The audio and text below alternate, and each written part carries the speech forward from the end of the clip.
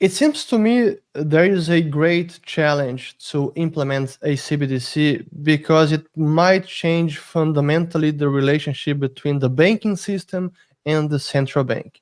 Because a CBDC might drain reserves out of the banking system. They might lose reserves, and it might even impact money creation, bank money creation. So isn't isn't this one of the main impediments for a CBDC to go forward? How central banks will manage their relationship with the banking system and the expansion of credit? Well, there is concern about that issue, and a lot has been written about it. Ordinary depositors have deposit insurance, and so their claims are just as safe as having a claim right on the Fed's balance sheet.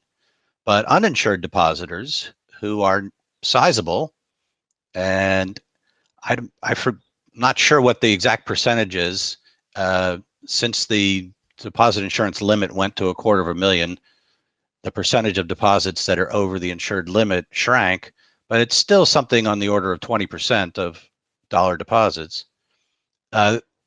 Those guys, the people who hold those, might want to move them to the Fed's balance sheet if the bank they're holding deposits in becomes suspect. That is, it might fail and their claims won't be repaid if the bank is not being treated as too big to fail. So yeah, so that would be a concern. It would shrink the money multiplier if they ran out of the bank and onto the Fed's balance sheet.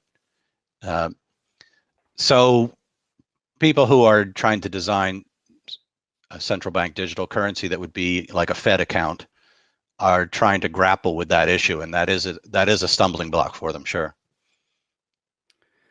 Do you think, going back to our topic of free banking, then, do you think that, let's just say cryptocurrency and stable coins, do you think that that is sort of the next best hope then, that we might find this sort of slightly lighter touch from authorities? You know, if it's not going to be gold, then maybe it's going to be cryptocurrency. Yeah, so it's a question of whether you can build an alternative payment system outside of the regulated system and have it survive attempts to regulate it.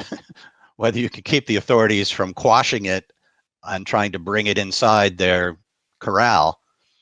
And so cryptocurrencies are one alternative, and the censorship resistance of Bitcoin and other privacy coins is a great virtue.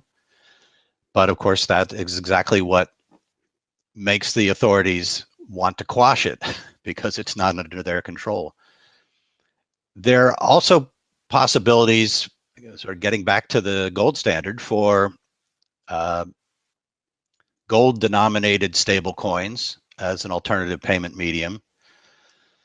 But there, if the coin is a claim on bars of gold that are in an identified vault, then of course the vault could be seized if it came to that, or the authorities could threaten the vault and make it succumb to know your customer rules and so on. So it becomes inside the corral of accepted payment systems.